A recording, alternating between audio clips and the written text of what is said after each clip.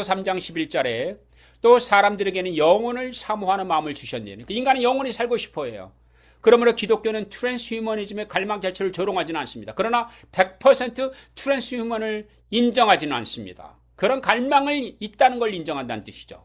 인간에게는 실제로 죽음을 넘어 영혼을 향하는 갈망이 있기 때문이에요. 그래서 그 갈망을 성취하는 방식에 대해서 성경적 잣대가 필요합니다.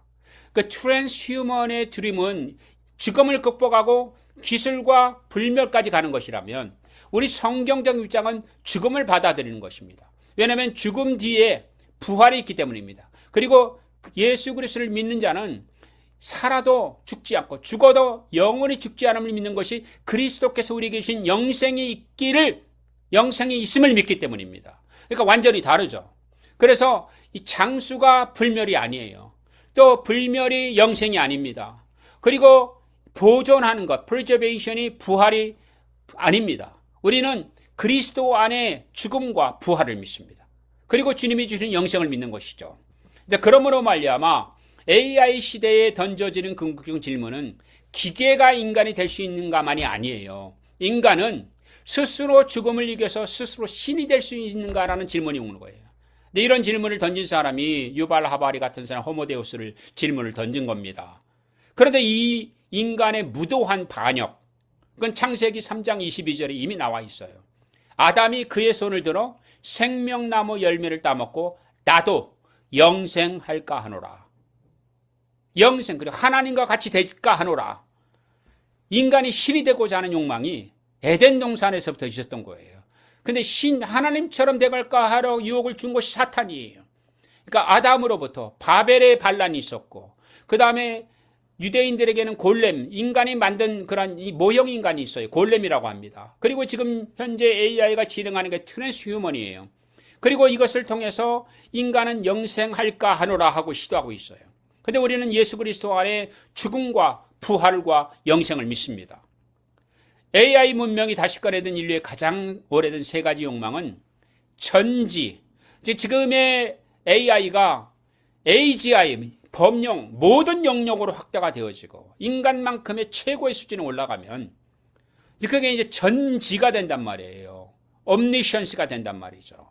그리고 이것이 파워를 갖게 전능, 그러니까 인간하고 비교할 때 얘기하는 거예요. 인간보다 월등한 능력을 갖게 되고, 그 다음에 인간의 생명에 불멸까지 주면 새 영역, 전지와 전능과 불멸 영역까지 인간에게 유혹을 줄 수 있게 되는 거죠.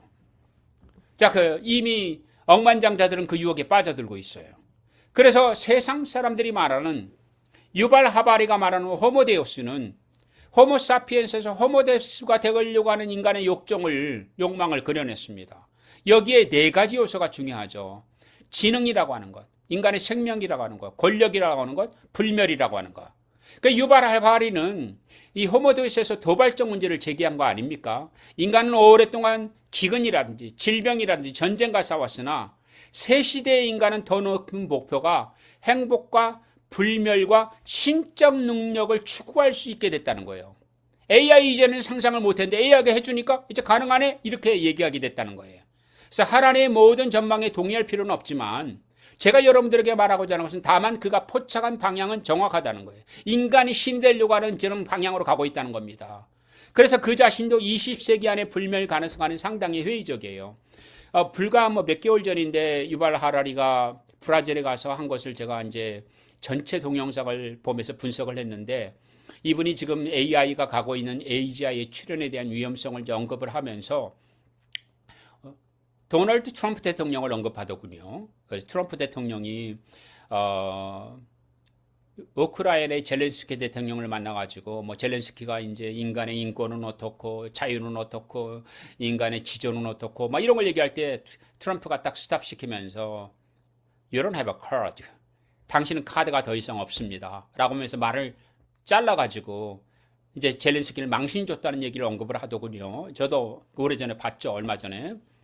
근데 유발 하라리가 그 강의 가운데 이렇게 얘기해요. 당신들은 지금 카드가 없습니다. You don't have card. 왜냐하면 지금 AI가 이미 애널리틱 AI에서 추론형 AI에서 에이전트 AI에서 AGI로 가고 있어요. 그 AGI에서 AI를 막을 방법이 하나도 없어요. 이미 아모데이는 엔트로피의 아모데이는 이미 AGI가 실행이 가능하다라고 얘기를 했어요. 샘 올트만은 우리는 AGI를 만드는 방법을 알고 있다. 그게 이제 그 사람 구체적으로 2, 3년 아니라는 얘기를 했어요. 근데 이게 뭐 더 빨리 될 수도 있어요. 왜냐하면 돈을 차지하기는 인간의 노력은 어마어마하거든요. 그래서 인간은 더 이상 자연이 준 조건을 그대로 받아들이지 않고 인간이 이제 만들어가고 있어요. 이 무서운 사회를 우리가 살고 있으면서 기독교인들이 감각이 없어요.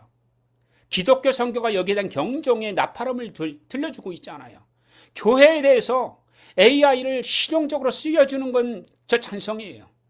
하지만 좀 큰 그림에서 지금 인류가 어디로 가느냐는 큰 그림을 그려주는 학자가 없어요. 그래서 제가 이 강의를 하는 겁니다. 인간이 손대지 않은 영역이 있느냐. 저는 이것을 The Great Design이라고 말해요. 그러니까 뭐냐면은 이제 인간이 냉동인간, 그 다음에 또 인간이 하는 마인드 AI, 브레인 BCI, 그러니까 브레인 컴퓨터 인터페이스가 BCI란 말이에요.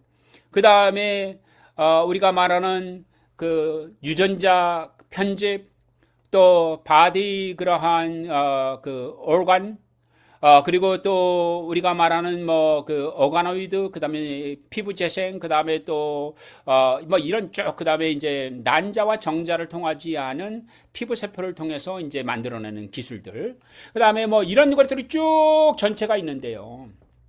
이게 뭐 정말 이거 하나하나가 지금 이게 우리에게 뭐 말하는 게 아니라 노화 방지라든지, 그 다음에 이제 페르소나, 메모리 페르소나라든지, 또 이제 우리 인간의 가장 장수에 합당한 형태로 만드는 음식을 이제 조제해주고 알약을 서플리멘트로 이제 주는 거라든지, 그 다음에 인간의 이제 모든 노동력을 로봇가 대신한다든지, 그 다음에 이제 스마트 시티가 이제 생겨나요, 앞으로. 그 시티 스마트라고 하는데, 그 다음에 인간의 기후조정, 그 다음에 이제 화성 이주와 같은 지구를 벗어나는 이 모든 것을 하나 말할 때 이게 그레이트 리디자인이에요.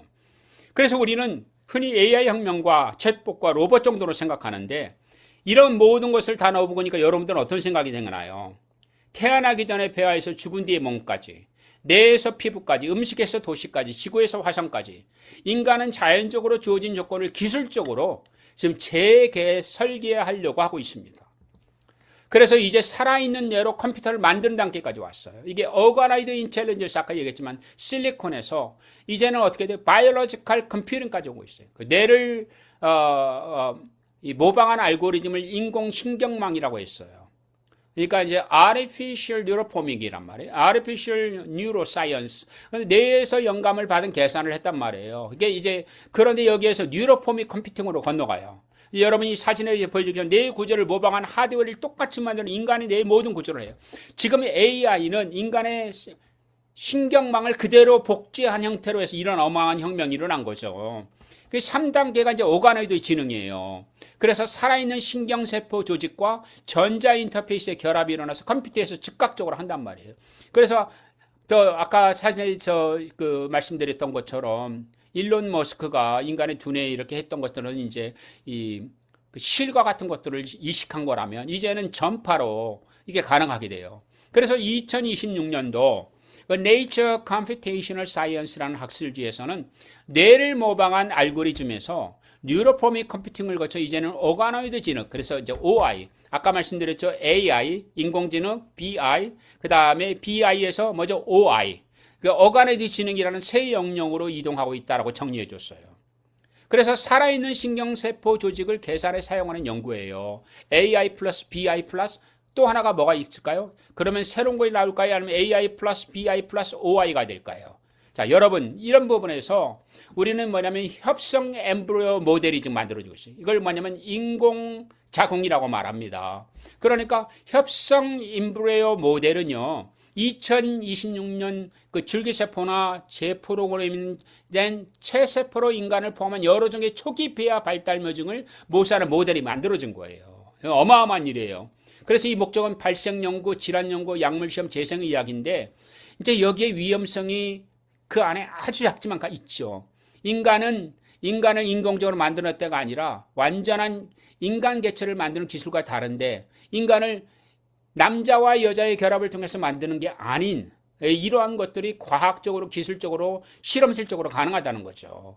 그래서 또 하나가 뭐냐면은 인공적으로 만든 자궁인데 이것을 액토제네시스라고 얘기해요. 액토제네시스는 뭐냐면은 2020년 올해인데 그 극미숙 동물 모델을 자궁의 환경에서 유지하는 연구예요. 그래서 여기서 배아해가지고 배양을 해서 자궁 내막 오가노이드의 발전을 정리하고 있어요. 근데 여기에 무섭습니다.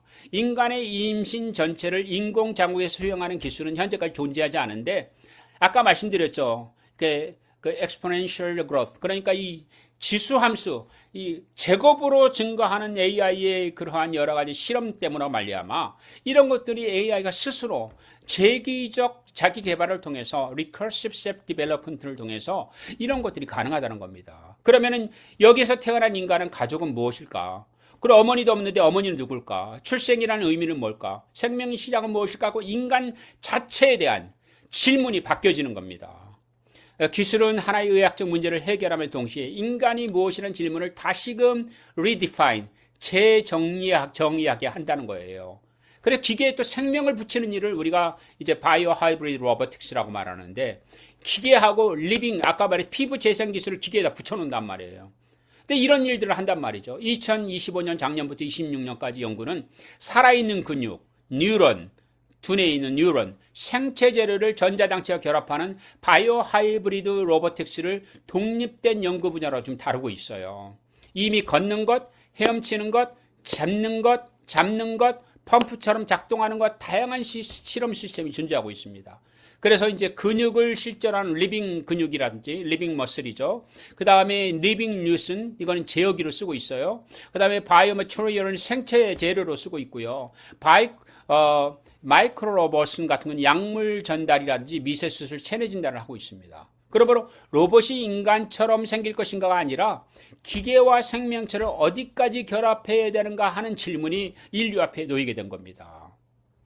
자, 그러므로 말미암아 우리는 노화를 질병처럼 다루던 이전의 학문 가운데서 이걸 운명으로 받아들이는 가운데 아까 말한 것처럼 프로그램된 리엔지니어링, 그러니까 엔지니어링 타겟이 될 수 있게 됐을 때 그 노화의 가장 큰 문제인 셀룰라 세네센스라든지 그 다음에 에피제네틱스라든지 스템셀 엑스테이션, 이 줄기세포의 노화라든지 아니면 사라지는 거라든지 미토콘드리아 디스펑션이 있거든요. 미토콘드리얼 디스펑션 알레리가 있는데 그런 거라든지 제노믹 인스타빌리티라든지 인플레메이션, 염증이라든지 이런 것들이 이제 엔지니어를 통해서 노화 방지와 수명 연장에서 결국 영생을 꿈꾸는 것인데 옛 인간에게 노화는 운명이었단 말이에요. 생명과학은 노화를 하나의 단일 현상이 아니라 여러 생물학적 과정의 결합으로 분해를 합니다. 그러면 질문이 바뀌어져요.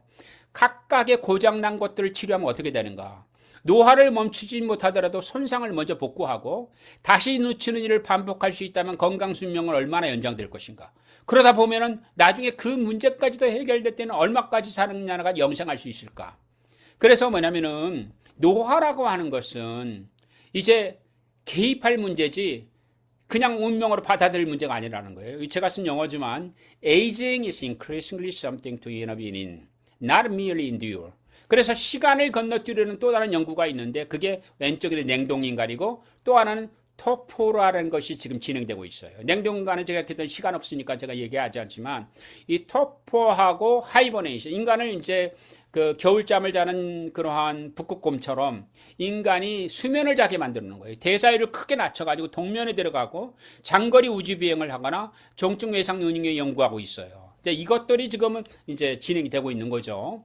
우리는 이런 엉터리 같은 상상을 해보긴 합니다. 우주인들은 알약만 먹고 살까? 사실 그렇지 않거든요. 물론 우주인들이 알약을 먹습니다. 그래서 인간을 우주인처럼 그렇게 알약만 먹고, 그러니까 뭐 억만장자 가운데 그렇게 하는 사람이 실제로 있어요. 뉴스에도 보도가 되고 했지만, 근데 저는 그걸 믿지 않아요. 그런데 이제 이 푸드필 미스가 생겨났어요. 이제 공상과학 이미지인데, 저는 뭐냐면 우주인은 음식 캡슐만 먹는다는 이미지는 사실은 현재 실제와는 좀 다르죠.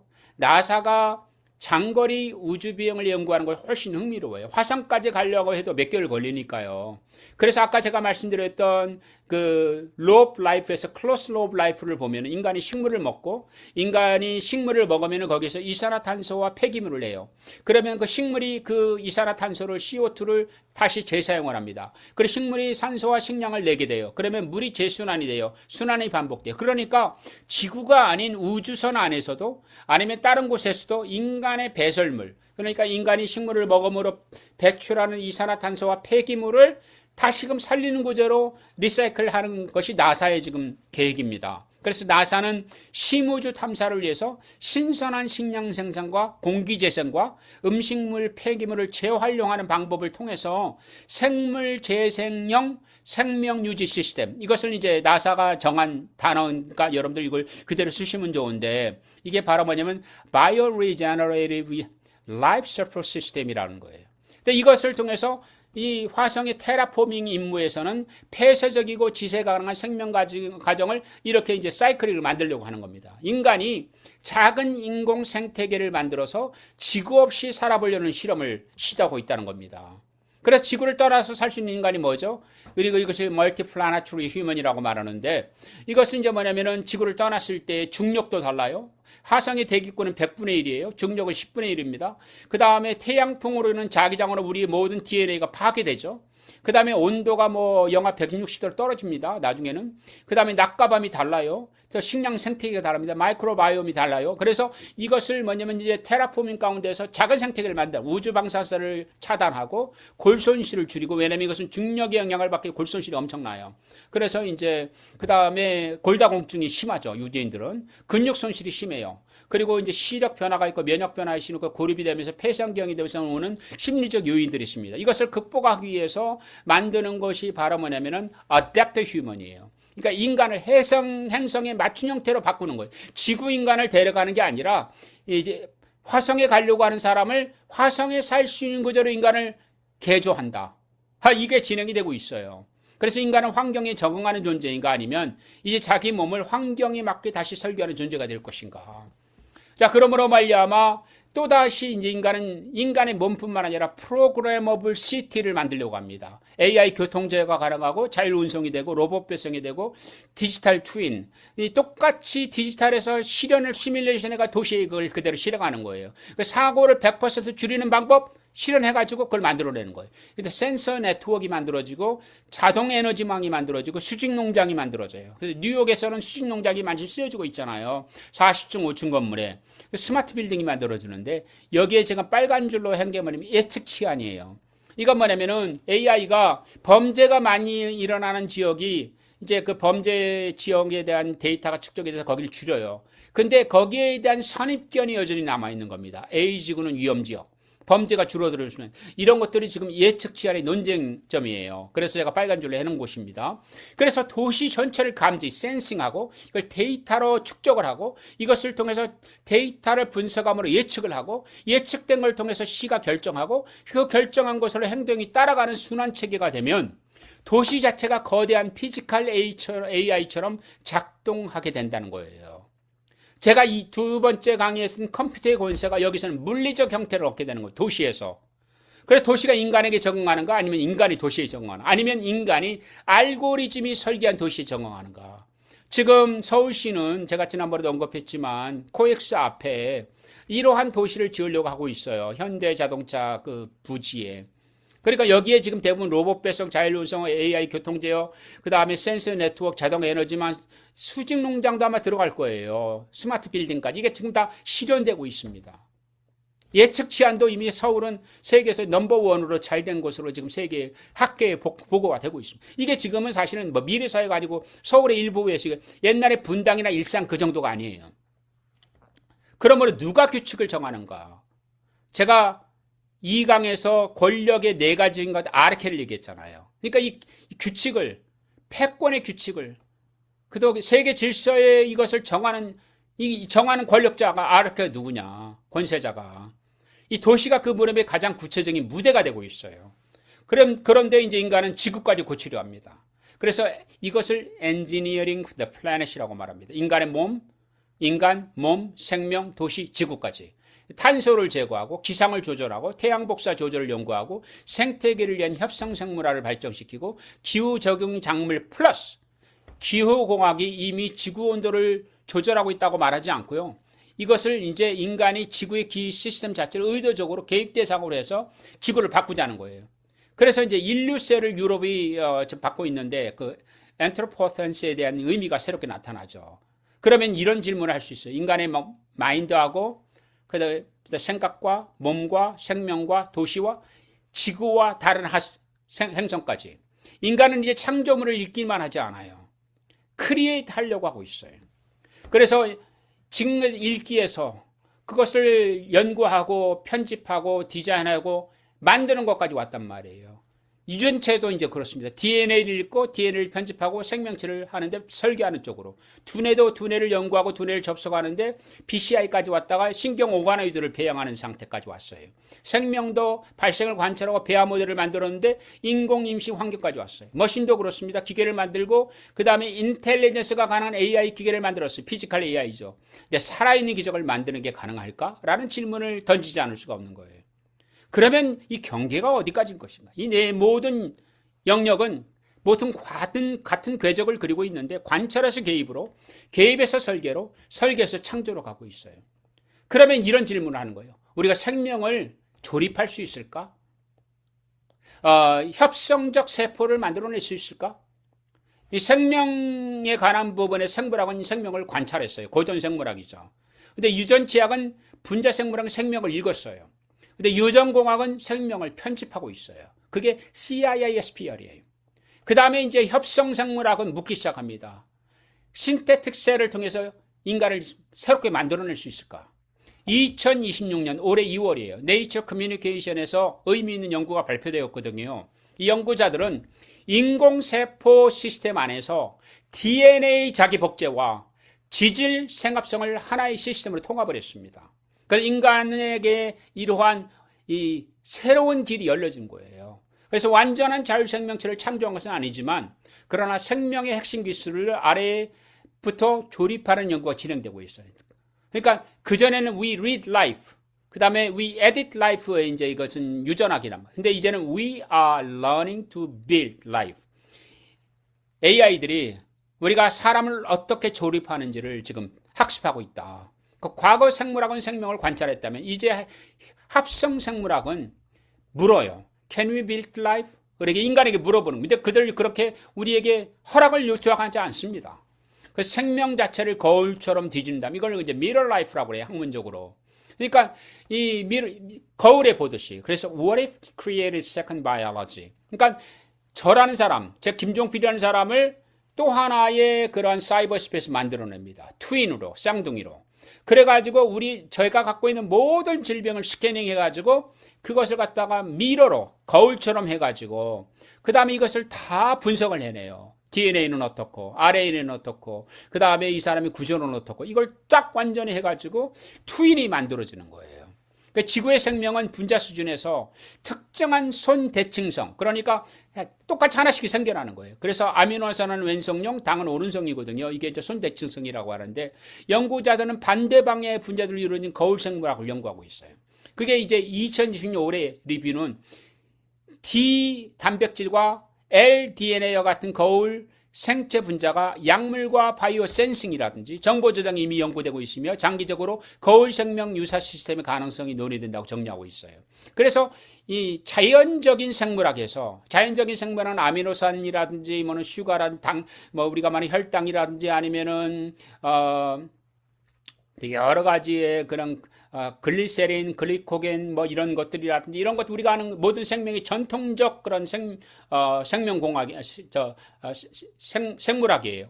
근데 지금 미로바이올로지는 뭐냐면은 D아미노, L아미노가 아니에요. D아미노산은 L슈가예요. 아직 존재하지 않아요. 이걸 만들어서 이제 사이버 스페이스 해가지고 우리 인간에게 생명 연장 그다음에 불멸로 가는 것들을 조언해 줄 수 있게 되는 거예요. 2026년 논문은 이 자기 복제하는 거울 생명체의 위험이 예상되는 이익보다 유익이 더 크다라고 결론을 지었어요. 그래서 UN 과학자문위원회도 별도 보고서를 냈는데요. 이제 제가 그분들의 보고서를 인용하자면 완전한 거울 생명체는 아직 존재하지는 않아요. 그렇지만 이제 논문에서 이렇게 했는데 이렇게 된 게 인류는 여태까지 사실 과학자들조차도 상상력을 통해서 우리가 뉴턴의 그러한 달과 그 인력 관계 이런 것들을 다 상상력이죠. 심지어 일반 상대성 이론과 특수상대성 이론도 아인슈타인의 상상력에서 나온 거죠. 그러니까 이런 것들을 우리가 무시할 수 없어요. 그래서 완전한 거울 생명체는 아직 존재하지 않지만 가까운 미래 기술도 아니지만 만들어진다면 기존 생태계의 면역과 자가포식이라든지 그 다음에 또는 분해 메커니즘이 작동하지 않을 위험성이 큽니다. 그래서 과학자들 자신이 말합니다. 이것을 만들 수 있기 전에 멈추게 할 수도 있어야 된다. 미러 라이프에 대해서. 그 다음에 이제 멸종된 것에 대해서 유전자를 획득해가지고 그 생물을 다시 탄생시켰어요. 이게 유명한 타임즈가 그 보도한 것인데 멸종된 늑대를 다시 만들어내서 이게 실제로 나온 거란 말이에요. 그러니까 실제 다이어울프의 부활이라고 부를 수 있는 논쟁이 된 거예요. 그래서 완전히 없어져 버렸는데 이것을 엔지니어링 프락시로 표현을 해야 되느냐 아니면 부활로 표현해야 되느냐. 이게 멸종한 동물과 똑같이 생긴 생물을 만들었다면 이 돌아온 애종인가 인간이 만든 새 생명인가 이 생명 자체에 대한 이제 인간에서 생명 자체에 대한 근원적인 질문을 던지지 않을 수가 없는 거죠.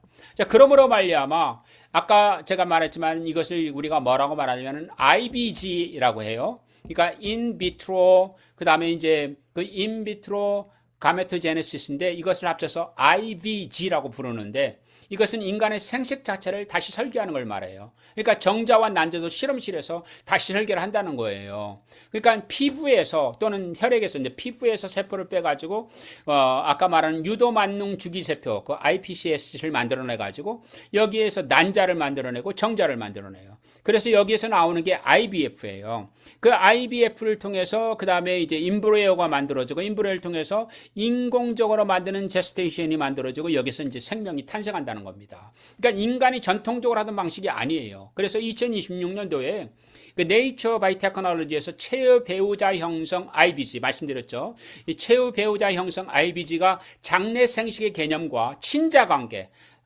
부모가 누구냐 이런 친자 관계 자체를 바꿀 잠재력을 논의했어요. 이게 너무 위험하거든요. 그러나 인간 생식에 사용할 수 있는 단계는 아니에요. 그렇지만 한 달 전 7월에 보고는 인간 줄기세포로부터 미성숙 정자세포를 만드는 방향에서 진전을 보였다고 보고가 됐습니다. 그래서 아직 성숙하고 임상적으로 사용 가능한 인간 정자를 만든 것은 아닌데 가능성이 너무 높아졌어요. 그러니까 이제 아버지가 누구냐, 어머니가 누구냐, 부모가 누구냐, 그 다음에 세대, 제너레이션이 누구냐, 그 다음에 혈통이 어떻게 되느냐 이런 것에 대한 근본적인 인류에 대한 질문을 던지게 되는 계기까지 오게 된 겁니다. 이것은 단순한 기술 문제가 아니라 부모됨과 세대와 인류의 근원적 그러한 개복까지의 의미를 흔드는 혁명적인 일이 아닐 수가 없는 겁니다. 제가 짧게 말했지만 디지털 트윈, 디지털 쌍둥이의 문제가 이제 있는 거예요. 자, 이미 전통적으로 말했지만 이제 기계와 공장과 도시, 오르간 그리고 이제 지금 만들어지는 게 뭐냐면은 버추얼 셀이에요. 우리 인간의 몸을 모델로 해서 이제 뭐냐면은 사이버상에 그러한 인간의 세포를 똑같이 트윈으로 만들어내요. 그래서 그것을 통해서 인간이 살아있는 존재처럼 보여지는 나와 똑같은 존재의 쌍둥이가 디지털상에 만들어지는 겁니다. 그래서 내가 가지고 있는 모든 문제점들을 해결해주는 대행 역할을 하게 되는 거예요. 그러니까 올해 네이처 리뷰 바이오 엔지니어링이라는 학술지에서는 인간의 순환계의 디지털 모델과 디지털 트윈이 심혈관 질환이라든지 혈액 질환의 이해와 모니터링과 치료를 바꿀 가능성을 검토를 했는데 굉장히 대단한 연구 방향이 있었다는 겁니다. 이 중에 특별히 세포를 컴퓨터 안에서 예측적으로 시뮬레이션하는 그러한 사이버의 세포, 이제 가상세포, 버추얼 셀이죠. 이 경쟁이라는 겁니다. 그래서 이제 이 사이버상에서 하는 거예요. 근데 이 예전에는 우리가 약을 먼저 투여해서 실험을 했다면 그리고 수술을 시뮬레이션 하잖아요. 그래서 10년째 질병을 예측하는데 지금은 그게 아니고요. 약을 투여한 것처럼 사이버상에서 합니다. 그리고 그 디지털 트윈이 반응이 와요. 그러면 이 질병을 지금 치료하는 겁니다. 그러니까 나를 치료하기 전에 나의 디지털 쌍둥이를 먼저 치료한다는 겁니다. 그리고 이제 DNA가 하드디스크가 되고 있어요. 이거 정말 이것도 어마어마한 사건인데 정말 이 강의는 너무너무 우리에게 중요합니다. 왜냐하면 우리 DNA는 전통적으로 인간의 모든 유전자 정보를 다 갖고 있단 말이에요. 그죠? 그 나선형 안에. 근데 우리 인간의 생명의 모든 정보가 DNA에 담겨져 있는데 과거의 일이죠. 현재는 어떻게 하냐면 이걸 다 데이터화했어요. 데이터화해가지고 컴퓨터의 데이터를 담았는데 인간의 문제가 있으면 DNA가 손상된 거를 데이터가 그걸 수정을 해가지고 DNA화해서 DNA가 받아들이는 컴퓨터 시그널화해서 DNA 담는다는 거예요. 이게 역방향이죠. 그래서 2026년 네이처럴 커뮤니케이션 학술지에서는 DNA를 정보 저장 매체로 사용하는 연구가 계속 발표되고 있는데 여기에 발표된 한 연구에서는 일반 염기 서열과 비정구 염기 서열을 조합해서 암호키를 저장하고 복제하면 정보 패턴이 사라지는 분자 수준의 복제 불가능성까지 구현해놨어요.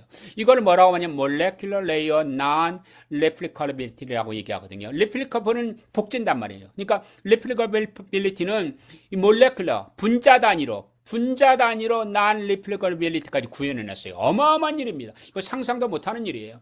생명의 언어가 정보 문명의 저장 장치가 되면 생물학과 컴퓨팅의 경계는 어디까지 가야 될 건가? 자, 그러므로 말하면 AI is beginning to design biology. AI가 생물학을 설계하기 시작했어요. 2026년의 주요한 경각심 가운데 하나가 AI는 단지 생명과학 논문을 읽는 우리 일반 연구자처럼 도구가 아니라 생물학적 설계 공간을 탐색하는 도구가 되고 있다는 것이 우리가 지금 봐야 될 부분이에요. 그래서 2026년 둠즈데이 클록의 생물학적 위험 평가도에서 AI를 이용한 생물학적 위협 설계 가능성을 거울성명과 주요 우위에 포함시켰어요. 그러니까 인류가 멸망이 오는 인류 종말의 날에 이게 가장 놀라운, 가장 무서운 리스트에 올라가게 된 거예요. AI does not just learn from life. 그러니까 AI는 생명으로부터 더 이상 배우지 않아요. AI may have designed life. Furthermore, AI may redesign the life for the eternity. 이렇게 얘기가 되는 거예요. 그래서 AI가 가설을 만들고 로봇 실험이 실험되고 AI가 결과를 분석하고 다음 실험을 또 하고 recursive self development을 계속합니다. 그러면 어떻게 되겠어요? 우리는 3년, 10년, 100년 해야 될 거를 AI가 금방 해버려요. 근데 계속 반복되는데 그게 로켓으로 점점점 증가해요. 그 실험 횟수가 10만회, 100만회가 될 수도 어떤 일이 일어나겠습니까? 그래서 우리는 지금의 이 합성 수준을 봐야 돼요. 컴퓨터 플러스, 그 다음에 유전학 지놈, 그 다음에 레버토리 실험실의 연구, 그 다음에 로보틱스가 합성이 되면 어떻게 되겠죠? 이 협업이 되면 self-accelerating science가 탄생한다는 거예요. 그러니까 우리는 recursive self-development만 생각하는 재기적 그러한 자기 개발만 생각할 게 아니라요. 이러한 생물학과 지놈과 이런 것들이 다 포함이 되고 피지컬 AI까지 포함이 됐을 때에 이제는 self, 자기 스스로 accelerating science, 과학 전체를 새롭게 재개조한다는 겁니다. 이 과학 발견의 순환 자체가 인간 연구자의 속도를 넘어설 가능성이 너무 농후합니다. 그러므로 계산할 수 없던 걸 계산하는 게 퀀텀 컴퓨터까지 오게 되는 거예요. 양자 계산까지 오는 거죠. 그러니까 AI가 뭐냐면 can machine think라고 하는 것이 우리가 앨런 튜링의 이제 그런 질문이었다면 이 기계가 생각할 수 있겠느냐. 근데 지금은 퀀텀 AI는 뭐냐면요. What problems can machines compute at all? 그러니까 이제 어떠한 문제에 대해서 이 기계는 다 계산해낼 수 있겠느냐. 이렇게 질문이 달라져요. 실제로 그렇게 좀 해결을 하고 있고요.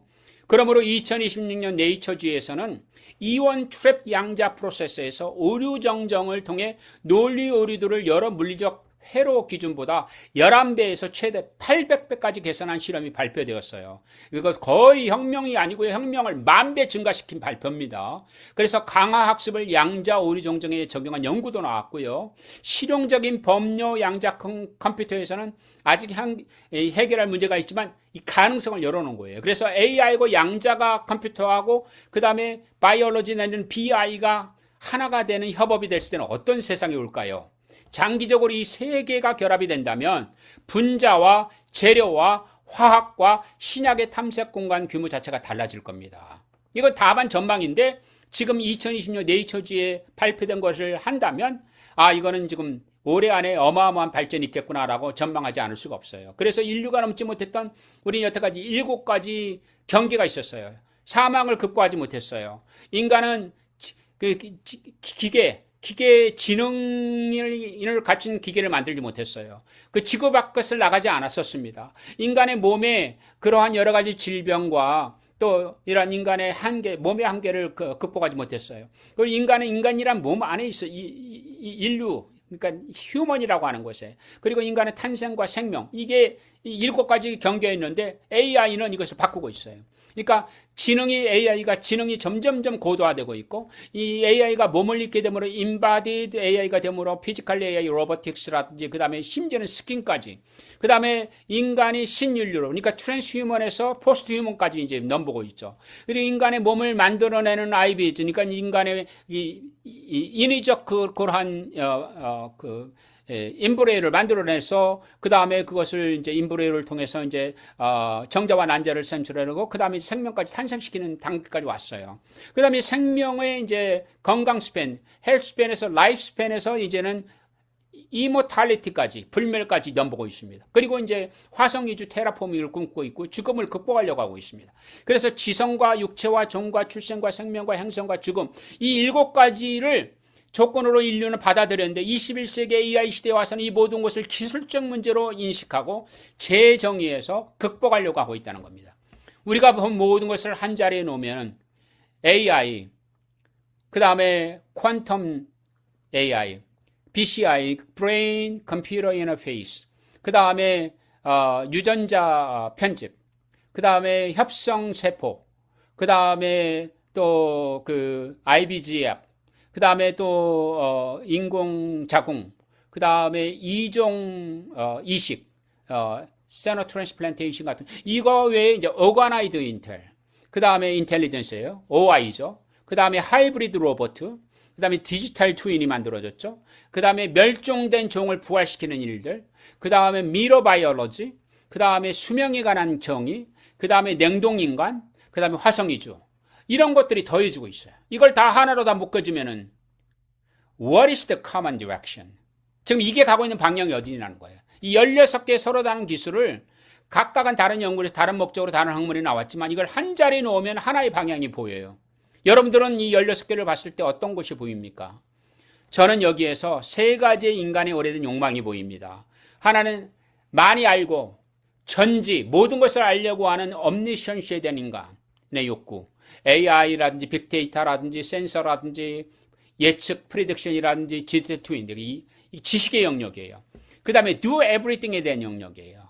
그러니까 이건 전능의 영역이죠. omnipotence. 그러니까 로보틱스라든지, 그 다음에 유전자 편집이라든지, synthetic biology라든지, genomic engineering이라든지. 그러니까 전능의 영역이에요. 그 다음에 영원히 살고 싶은 불멸의 영역. 그러니까 수명, 장수, 그 다음에 재설계, 그리고 냉동인간, 그 다음에 하이버네이션, 그 휴면, 또 디지털 이모탈리티. 그게 안 되면 디지털 이모탈리티로 디지털상에 자기 것을 다 넣어가지고 영생을 꿈꾸는. 그래서 유발 하바리가 말하는 호모데우스, 인간이 신이 되려고 하는 것으로 가는 게 아니냐. 그러면 이 세 욕망이 1장의 문명에서 말하는 AI가 준 그러한 지능이 뭐냐. 그리고 이것이 권세가 되고 권력이 됐던 이 강의에서 이 지금 3강의 인간이란 무엇이란고 할 때는 세상에서는 답이 없습니다. 오직 하나님밖에는. 지금의 세상이 가는 방향으로는 어디에도 해결점이 없어요. 그렇지만 오직 성경만이, 하나님의 말씀만이, 하나님의 형성만이 우리에게 해결점을 줍니다. 인간이 넘으려는 마지막 네 한계 가운데 기술의 박람회가 아니라 하나님의 방향으로 정리한다면 전지에 관한 부분은 무지함에 대해서 극복하려는 거란 말이에요. 그 다음에 인간이 할 수 없는 많은 영역이 있는 것은 그 약함을 극복하려고 하는 곳에서 로보틱스나 또는 증강이 나왔단 말이에요. 그리고 인간의 수명에 관한 그러한 제한된 곳에서 이제 생명공학이라든지 생물학과 연관이 되어지면서 바이오테크놀로지라든지 신테틱 바이올로지가 나왔단 말이죠. 그리고 인간이 유한한 생명인 것에 대해서 이제 수명이라든지 수명 연장이라든지 영노화라든지 그 다음에는 불멸까지 왔고 냉동인간이 디지털 셀프, 디지털이 나를 하나 만들어내는 거죠. 이것이 모두 다 God-like 아니겠냐. 하나님 같이 되려고 하는 게 아니냐. 그러니까 호모데우스, I'll become like God. 난 하나님처럼 되겠다. 그런데 이마고데이는 그렇게 얘기하잖아요. I was created in the image of God. 나는 하나님의 형상을 통해 창조되었어요. 하나님의 형상이 우리 인간 안에 하나님의 모양대로 지음을 받았어요. 여러분 안녕하세요. 자, 오늘은 AI와